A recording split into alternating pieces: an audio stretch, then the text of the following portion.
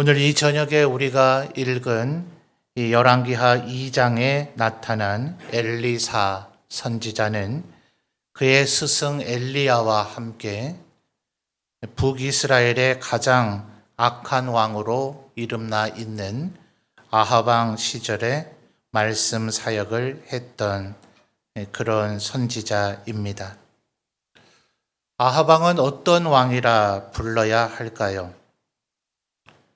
우리가 생각할 때는 굉장히 악하고 그러기만 한 왕인 것 같지만 사실은 세상적인 가치 기준으로 본다면 꽤 좋은 점이랄까요?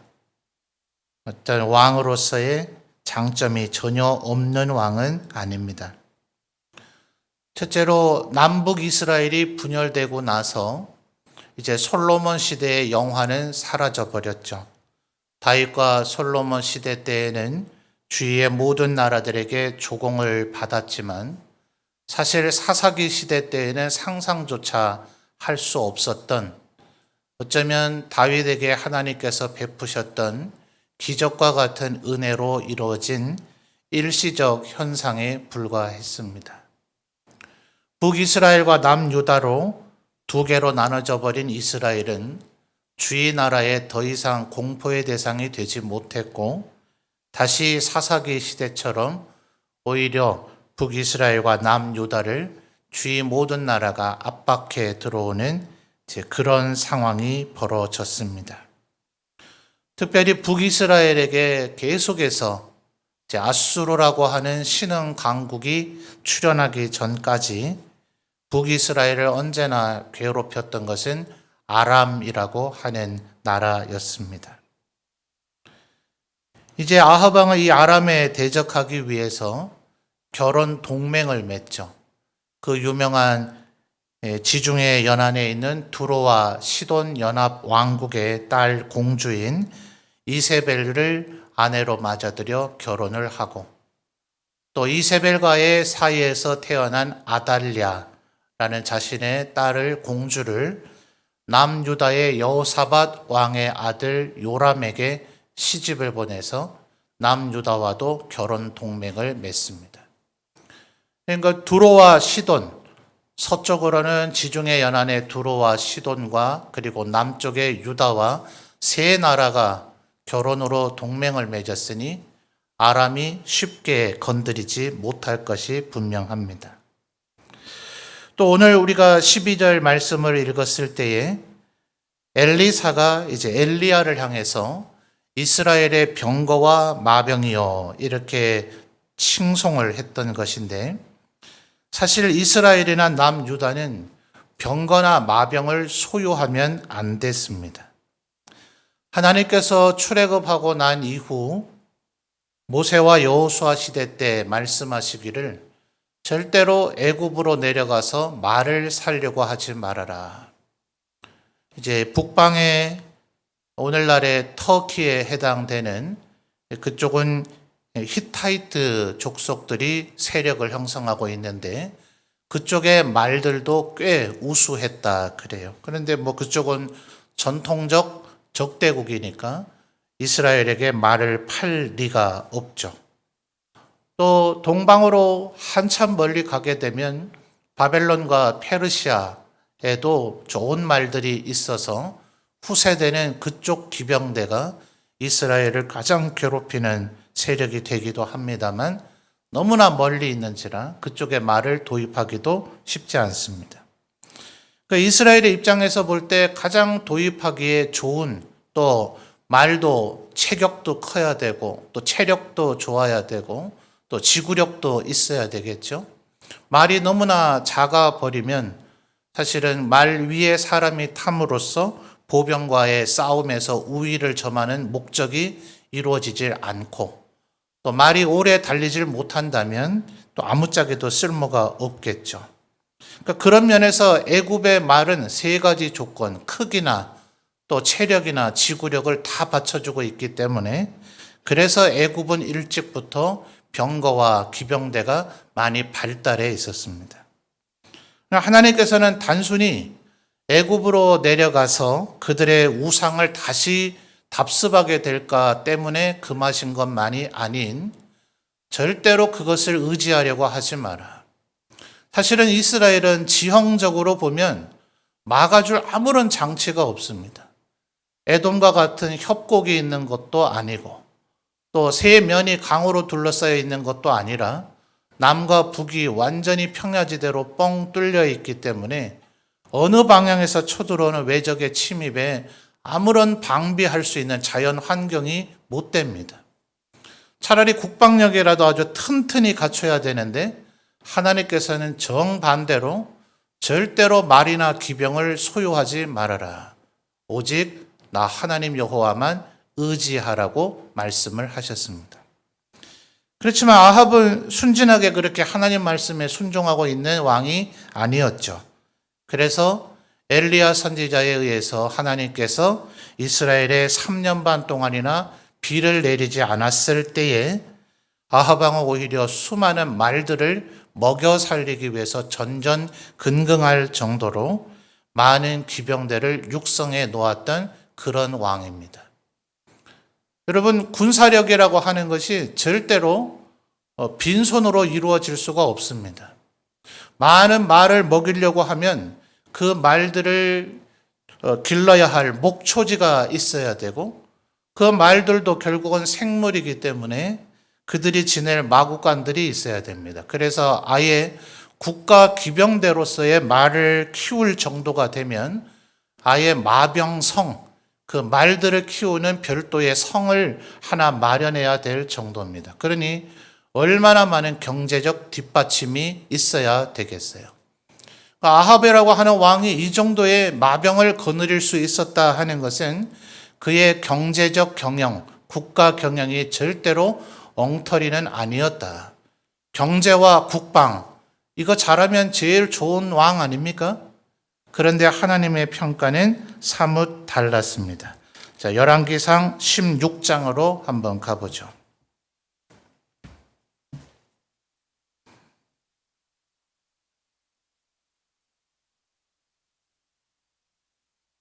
열왕기상 16장 30절과 33절을 읽어보도록 하겠습니다. 열왕기상 16장 30절과 33절입니다. 자, 여러분 먼저 30절 한번 읽어봐 주실까요? 시작.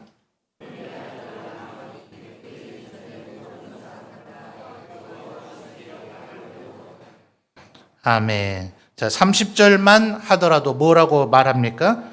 이전의 모든 사람보다 여호와 보시기에 악을 더욱 행했다. 33절입니다. 읽어주세요. 시작.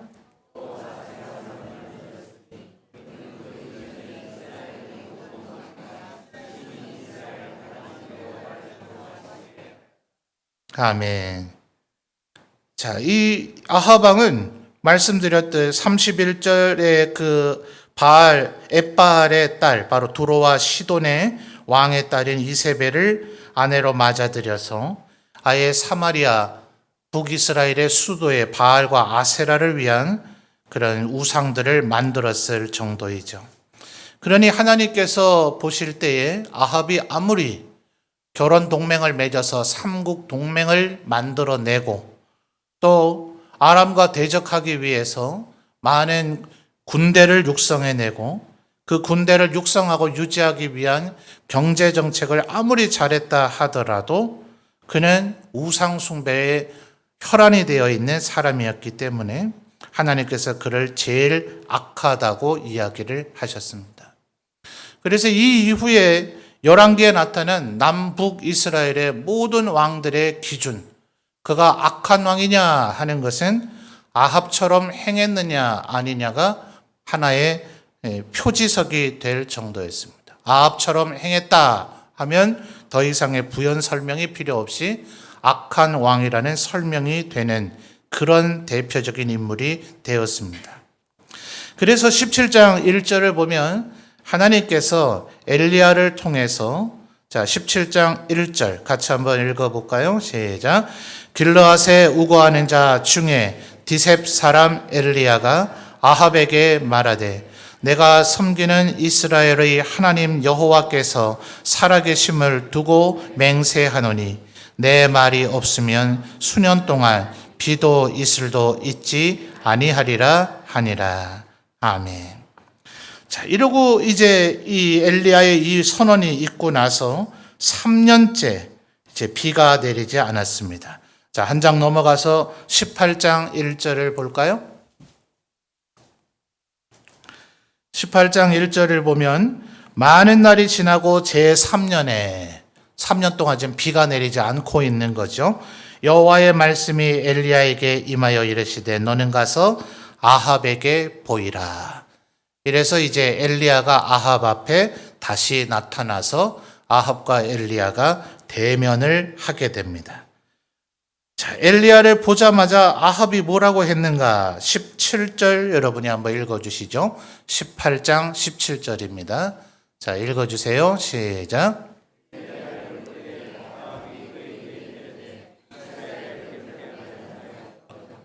예, 아합이 지금 엘리야 보고 뭐라 그럽니까? 이스라엘을 괴롭게 하는 자다. 왜요? 엘리야가 지금 내가 다시 말할 때까지는 하나님께서 비를 내리지 아니하실 것이다. 몇 년 동안요? 무려 3년 동안이나 지금 비가 내리지 않고 있습니다. 그러니 뭐 이스라엘 안에 있는 모든 사람들이, 심지어는 엘리야조차도 먹고 사는 것이 굉장히 위태로울 정도로 모든 사람이 아주 절대적 기근과 기아에 시달리는 상황이 돼버렸습니다. 그러니 사실 결과만 놓고 볼 때는 17절에서 얘기하는 아합의 말이 일견 맞는 것 같아 보이기도 합니다. 그러나 18절에 엘리야가 가만히 있질 않고 엘리야도 대답을 하죠. 자, 18절 또 읽어주실까요? 18장 18절입니다. 시작.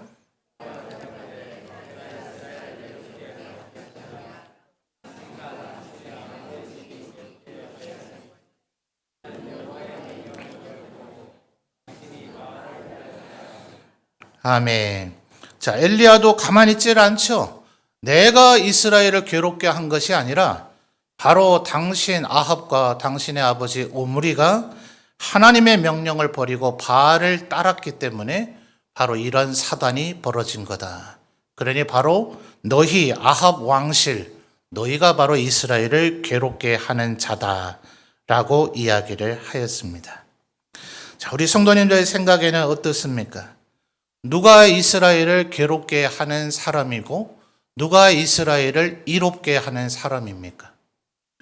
아무리 경제적으로 부강함을 이루고 아무리 국방력을 튼튼히 하고 아무리 삼국 동맹을 맺는 식의 외교를 잘한다 하더라도 하나님의 말씀에 순종하지 않고 하나님의 명령에 순종하지 않는 국가는 반드시 멸망하게 되어져 있습니다.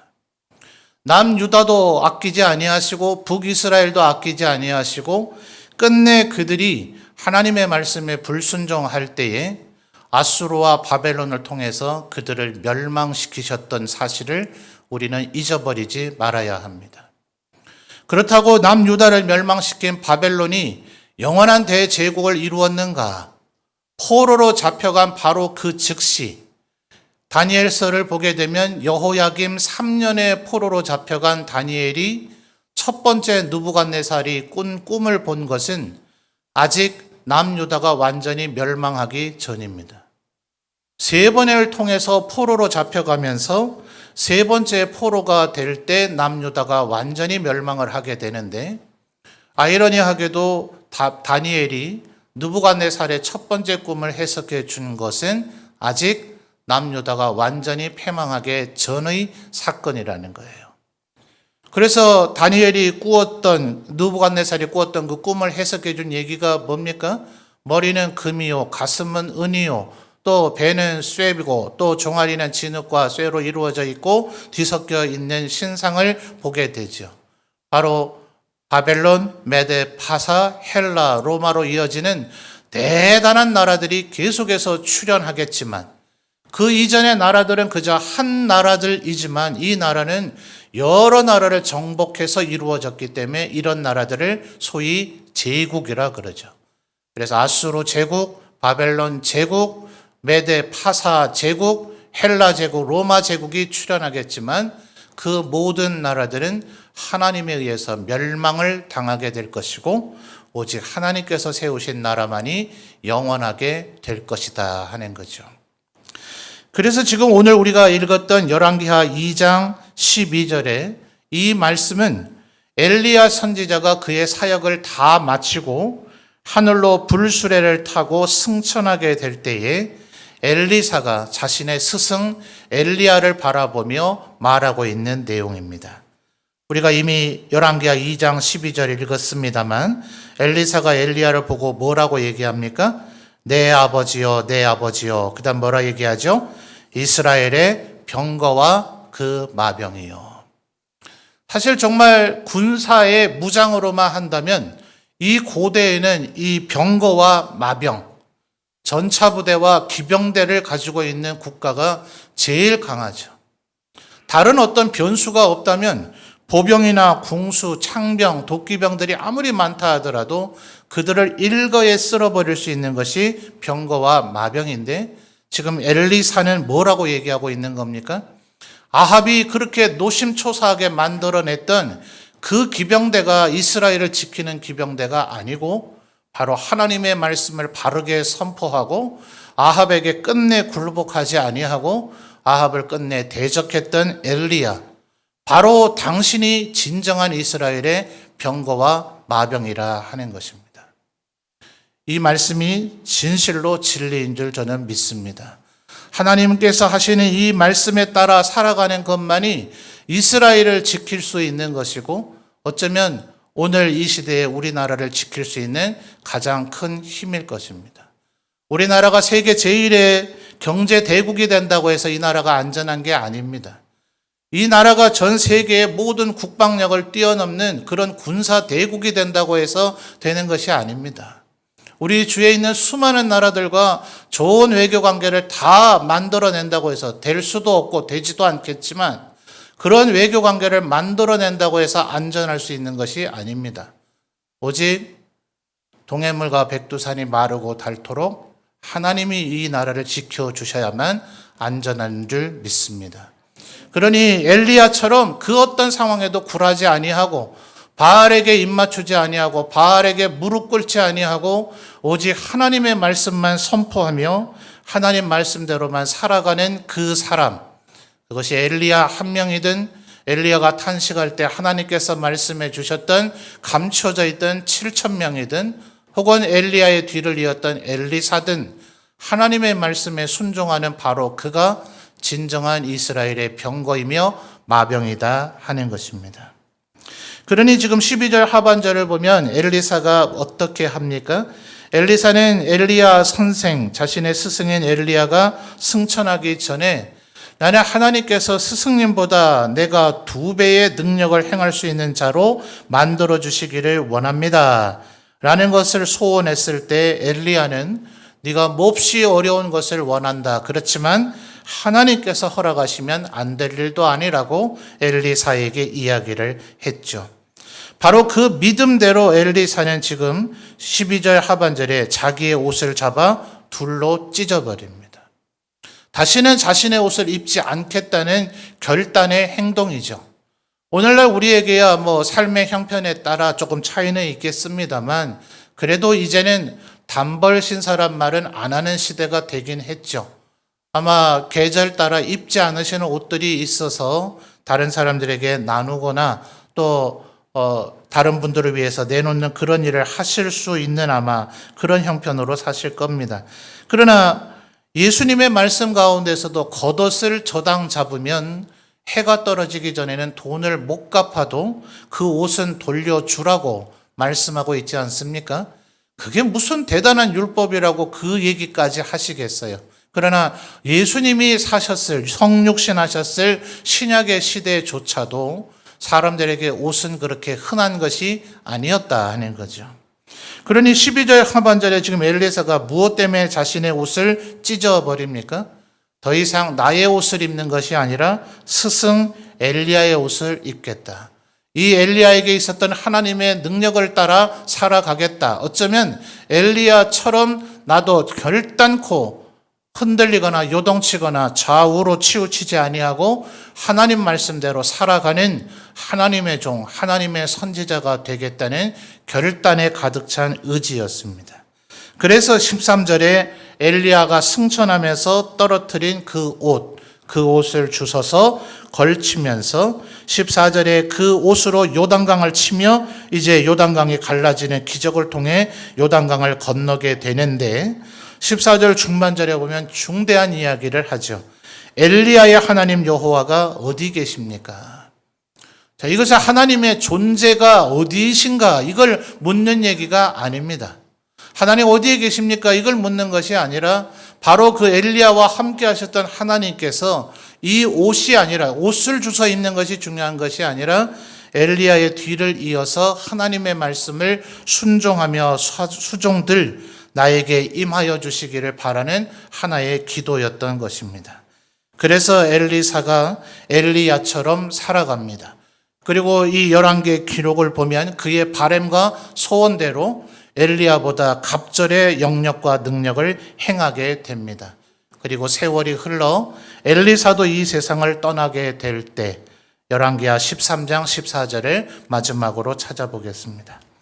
열왕기하 13장 14절입니다.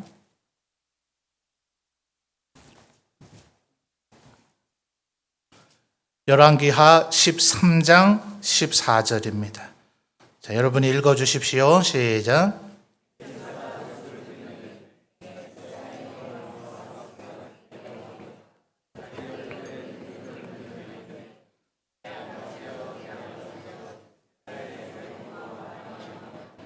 아멘. 방금 전에 우리가 읽었던 열왕기하 2장에서 자신의 스승을 향해서 스승님 엘리야 선지자님, 당신이야말로 진정한 이 이스라엘의 병거와 마병입니다. 그렇게 얘기했던 엘리사가 스승 엘리야처럼 살게 됐을 때 그도 죽을 때가 되자 당시의 북이스라엘의 왕이었던 요아스가 눈물을 흘리며 이 엘리사 선지자에게 당신 또한 이스라엘의 병거와 마병이라 부르는 이 장면이 얼마나 저에게는 감동이 되는지 모릅니다. 사랑하는 성도 여러분, 우리 모두가 이런 사람으로 살아가게 되기를 바랍니다. 진정한 이스라엘의 병거와 마병, 아니 이 교회, 하나님의 몸된 교회의 병거와 마병, 우리가 살고 있는 이 조국 대한민국의 병거와 마병, 단순히 우리가 엘리야나 엘리사냐 혹은 단순한 하나님의 백성이냐 이 정도가 아닌 가장 악한 왕 아합 왕과 절대로 굴하지 아니하고 끝까지 하나님 말씀대로만 살았던 이 엘리야와 엘리사. 그래서 하나님이 말씀하시기를 바알에게 무릎 꿇지 않고 바알에게 입 맞추지 않았던 사람들이라 칭찬했던 이들처럼 오늘 우리가 하나님 앞에 기도하며 하나님의 말씀대로 살아갈 때에 우리가 살고 있는 이 조국 대한민국을 하나님께서 지켜주실 줄 믿습니다. 우리의 믿음의 선진들이 오직 신앙으로 세우고 신앙으로 지켜온 이 나라, 우리 조국. 이제는 우리가 우리의 다음 세대에게 우리도 이 대한민국 하나님의 교회의 병거와 마병으로 살았다. 언젠가 우리의 생애가 끝나게 될 때 우리의 후손들에게 그렇게 인정받을 수 있는 자로 오직 하나님만 의지하며 이 세상에 말이나 병거 의지하지 아니하고 결혼 동맹 같은 거 의지하지 않고 오직 외교 같은 거 의지하지 않고 오직 전능하신 하나님께만 우리의 안전이 있음을 기억하며 하나님 앞에 기도하며 그의 말씀대로 살아가리라 다짐하고 결단하시는 우리 모든 성도들이 되시기를 바랍니다.